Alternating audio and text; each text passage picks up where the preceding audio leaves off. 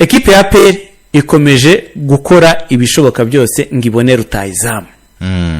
Buriya nubwo basinyishije aba bakinnyi babiri, Denis Omedi bamufata nk'umuforward cyangwa se nk'umukinnyi usatira nka rutahizamu, ariko ni umuwinga aca ku ruhande, ni babakinnyi ba Sema babo. Yego, kimwe na Hakimu Kiwanuka, bose ni abawinga. Twarababwiye ko ikipe ya APR muri uku kwa mbere igomba kongeramo abakinnyi 3 no transfer window. Urumva? Igomba kongeramo abakinnyi 3. Rero irimo irakora ibishoboka byose ngo ibone rutahizamu ugomba kuza gufashanya n'abahari. Hakimu Kiwanuka na Omedi, hakiyongeramo n'undi umwe ugiye kutubwira. APR yashatse, twabigarutseho, Fahad Bayo, kuba yazana uwitwa Aziz Fahad Bayo. Ni profile ikomeye, ni profile iremereye cyane udashobora uko wabigenza kose, ariko ntibyakunda. Ngo bamuzije ko amaze igihe adakina umwaka n'igice. Urumva ni umukinnyi nanone ngo bavuga ko bisaba gushitura. Rero ibyo birarangira.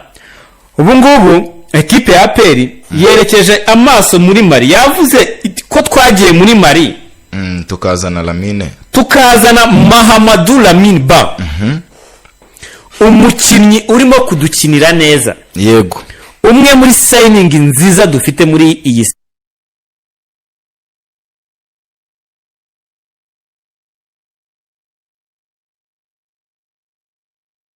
munsi. Ugiye no gutora aba meilleur joueur ushaka kuza mu wa nominees. Ni n'umumeneri mwiza rwose. Urumva?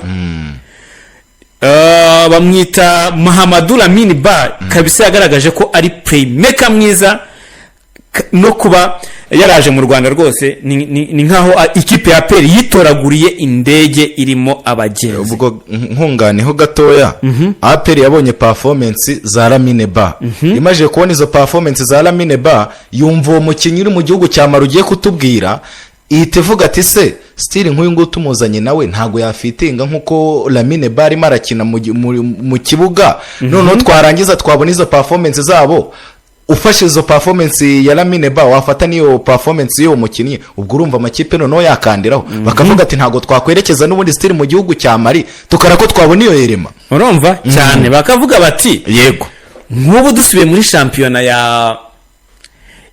ya Mali. Urumva?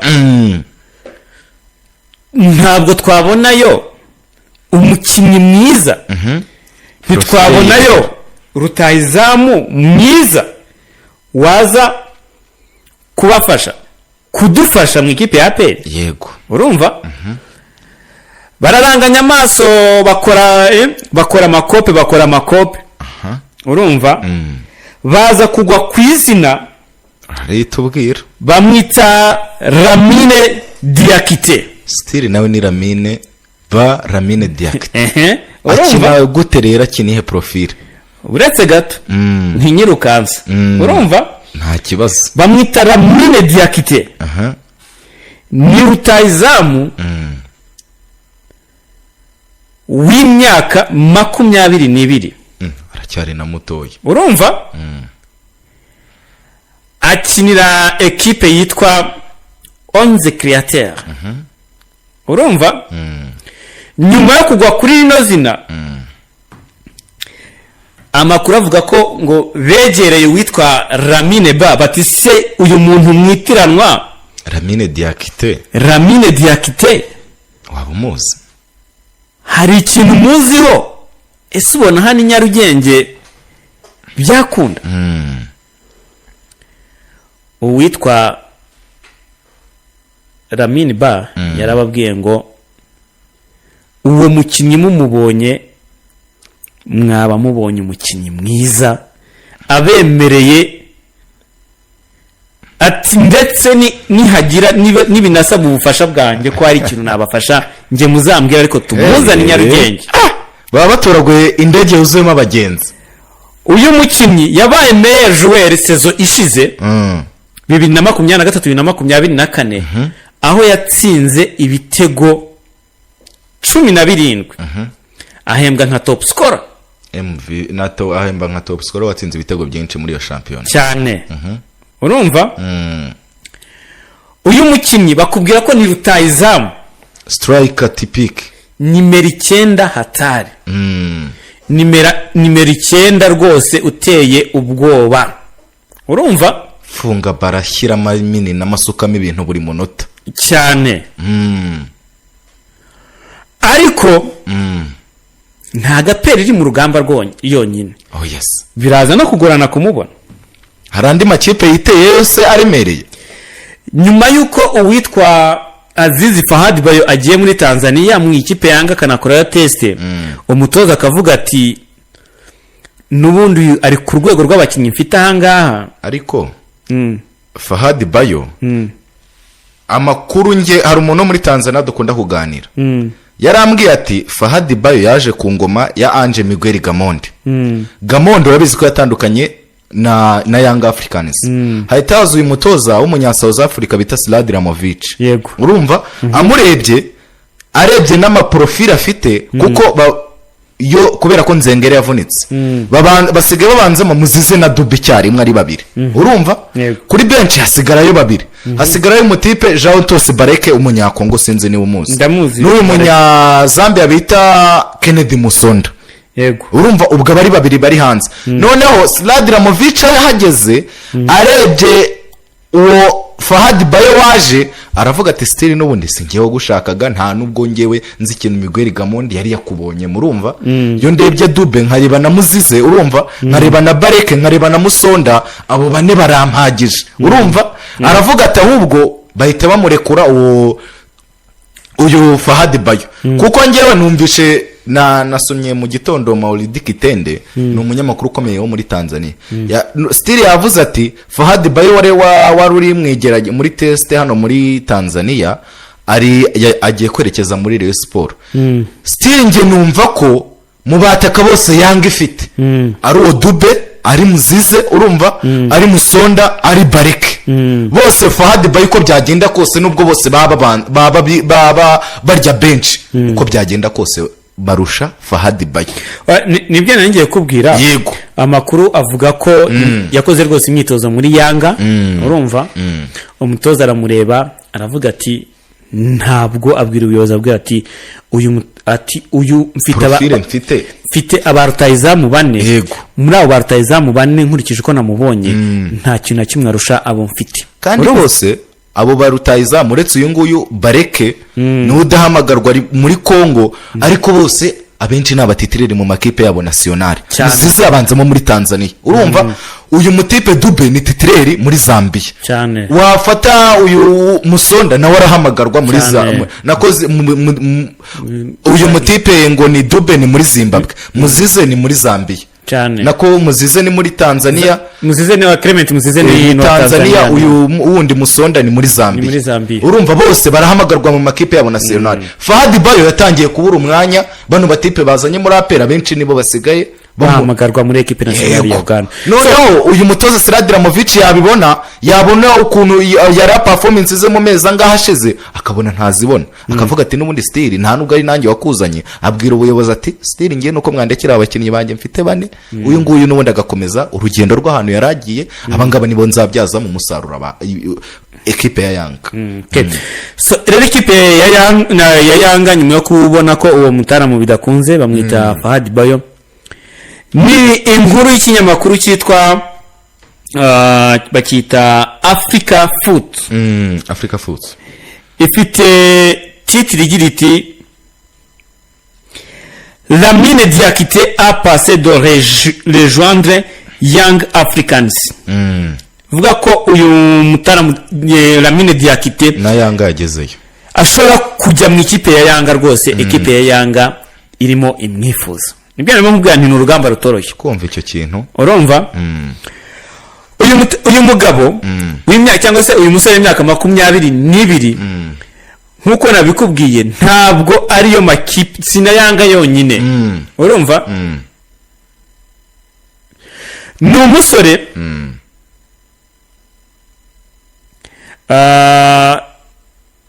urimo wifuzwa n'amakipe nka Tupisa Mazembe urumva yo muri Tanzania yo muri Tanzania nako yo muri Congo akaza MCRG yo muri Algeria na Al Hilal yo muri Sudan.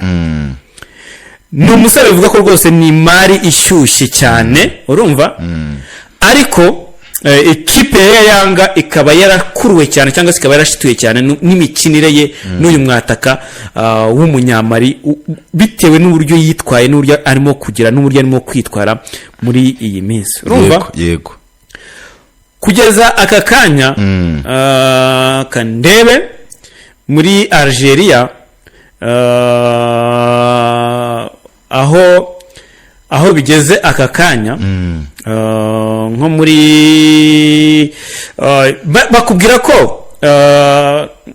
bakubwira ko kanze banze ndebe onze createur niyo nshaka kubanza kureba yo muri Mali yirebe kuko nanjye mbe nciramo Mazembe abantu Mazembe umuntu yatakira ni Sheikh Fofana abantu baramuzi ni umupeta wambari nimero 19 abantu baramubonye barimo barakina na Yanga urumva wari wabazonze nubwo Yanga yabateye bitatu urumva ubwo Sheikh Mazembe yo ikina n'ubundi style so nabikubwira gutera batati nyuma ya Sheikh Fofana nk'ukuntu Man City sigaye ikina urumva yego hari umutipe bita Benga urumva ni ukina uruhande rumwe urundi ugakinaho na Tsishimbo urumva Zemananga gakina nyuma ya Sheikh Fofana ubwo urumva ko Mazembe niba yamutekereje bashaka kuzabatakisha ni nka babiri ari Sheikh Fofana n'uyu nguyu Omar Diakite ubwo muri Yanga niba bamutekereje naho urumva ko Sladiramovic hari ikintu yamubonyemo kiruta wenda babataka bandi afite ako ntekereza ko umuntu bita Dube n'umuntu bita Muzize ari abantu bamaje kuba batitirere kuko Muzize n'umwata kuremereye cyane uri kwifuzwa na Wydad yazanye $500,000 by'amadolari Yanga byangira ashaka miliyoni y'idolari murumva ubwo urumva ko uyu mutipe ngo no Mari Diakite ni imari ni ikintu APR igomba gukora nihe projet uramwereka ufite mu myaka 2 iri imbere iraza kumukurura we akaza mu ikipe yawe akaza kureka Yanga ya gatatu irushwe inota rimwe na Sarije urumva yo kugira ngo ijye mu matsinda na Mazembe iremereye ku mugabane wa Afrika we APR FC niye turufu uragenda wereka uwo mukinyi ku buryo araza ku interested ku buryo araza kuza mu ikipe yawe niki uraza kumwereka kugira ngo ariko ayo makipe yose aze mu ikipe yawe ubwo urumva ko ni urugamba rutoroshye APR FC iraza kugenda yerekana kuko APR FC ndakubwira ko ifite uwo mukino ifite Diakite ikagira Omedi ikagira n'uyu mutipe wundi bazanye nawe umugande kuri kwimana ndetse mu mugongo w'abarira Mineba ubu cerebra gutya atera ipeti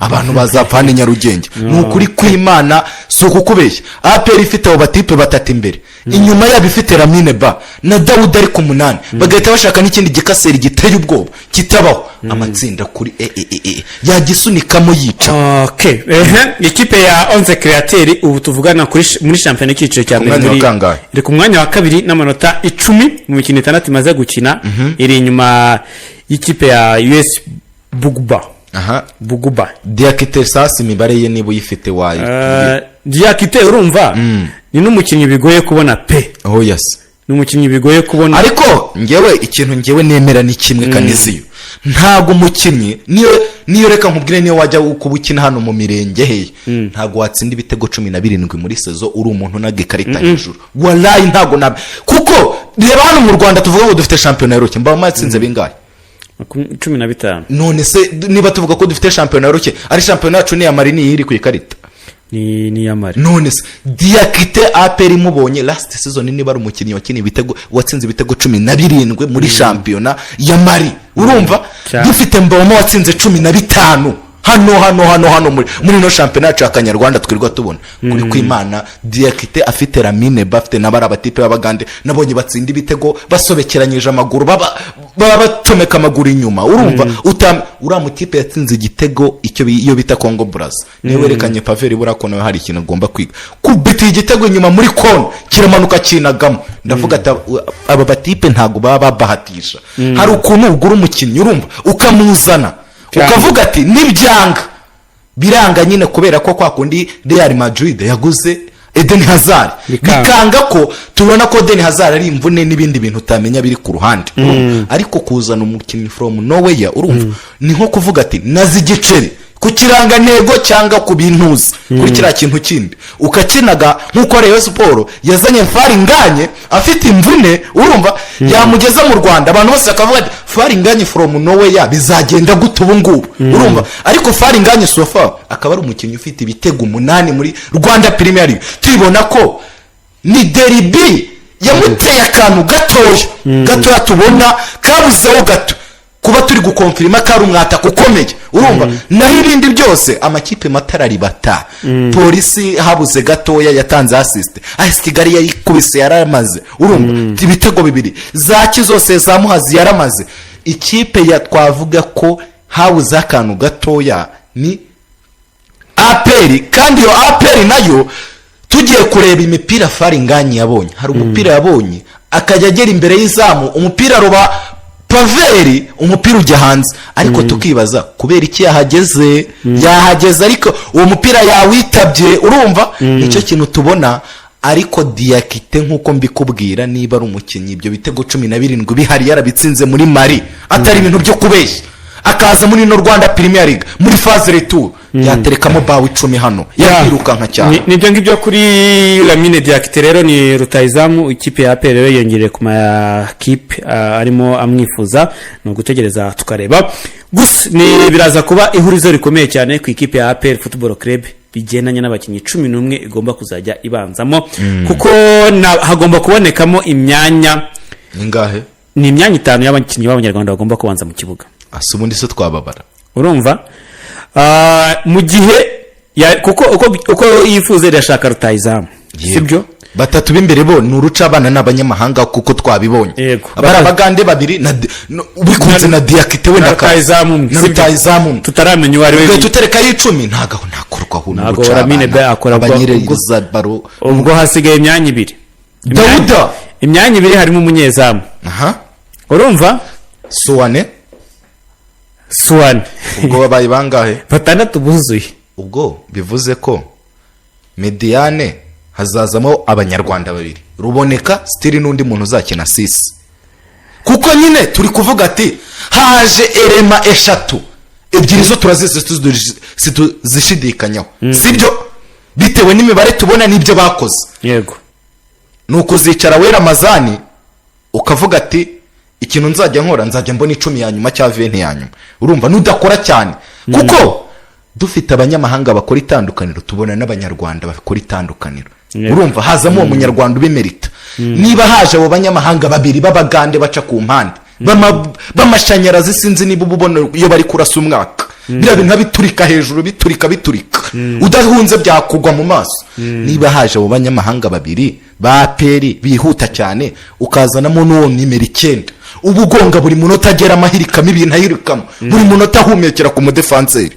ugashyiraho na Lamine Ba ubuserebura nk'abafandi aturitsa bya bishoti bye by'inyuma ya box tuzibaza ni bande 2 bazajya inyuma yabo bazajya inyuma ya Lamine Ba niba ari ruboneka n'undi umwe nimero 6 niba ari Forodwari niba ari inde kuko muri defense twarabibonye ko Suwane na Kerema Rega nibyo nkubwira ni ibintu bigoye cyane biraza kuba ihurizo rikomeye cyane ku ikipe ya APR Football Club mu gihe yaba yahisemo rwose kuko nka Lamine Ba ntakorwaho batatu imbere twabavuze ni gutegereza tukareba reka tujye mu ikipe ya Rayon Sport rero nayo ikipe ya